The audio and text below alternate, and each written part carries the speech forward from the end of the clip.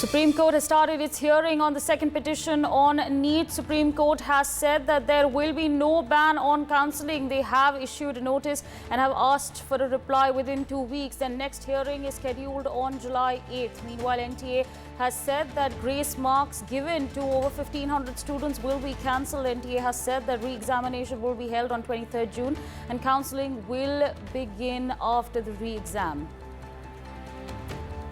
Advocate KV Dhananjay, Supreme Court lawyer, joins us on the broadcast. Sir, how do you view, what's your assessment on the hearing that's underway?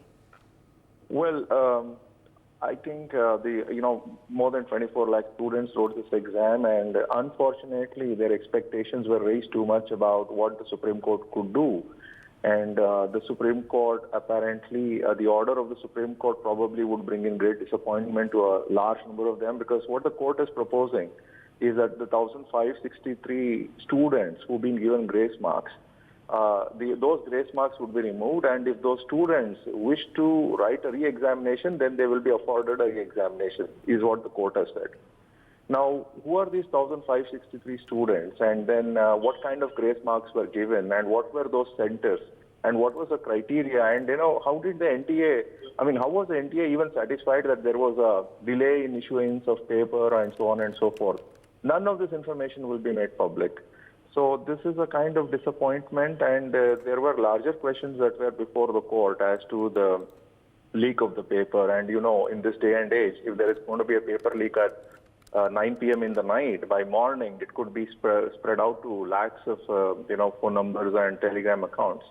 So it's very unfortunate that the Supreme Court is not dealing with those aspects, and I think the student community would be disappointed, but this disappointment comes because they were just expecting a great deal from the Supreme Court. And the Supreme Court too would have a lot of limitations, because those limitations come from issues like this.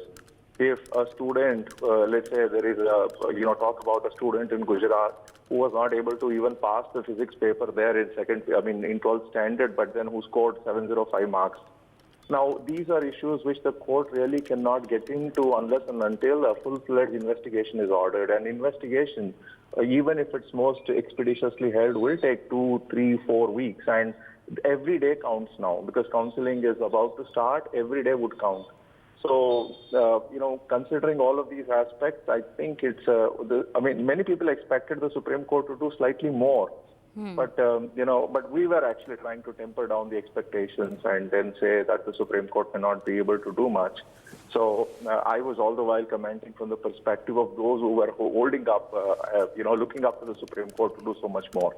But as far as I am concerned, I've already expressed my view, which is the Supreme Court's hands are tied, the hands are limited, there's not much they can do.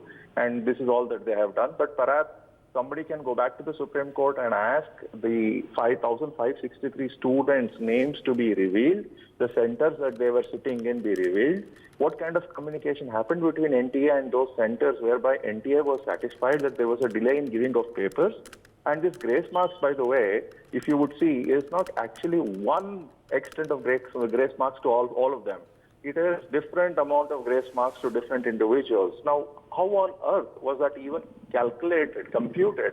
The public has a right to know. These 20 lakh children, 24 lakh children have a right to know how A, who actually got a paper 20 minutes late, B, who also got paper 20 minutes late, between them, A gets X grace marks, B gets Y grace marks. How is that even possible? Right. Now, these are aspects, unfortunately, are not going to come out from the current proceedings. But, the door is not closed. It's entirely possible someone else will go to the Supreme Court and insist on this information be made public.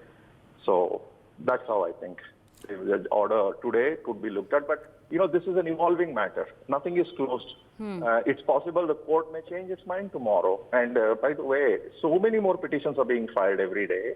And so it's entirely possible that should there be greater pressure on the Supreme Court too might, relent a bit and say, okay, fine, we are going to probe to this limited extent.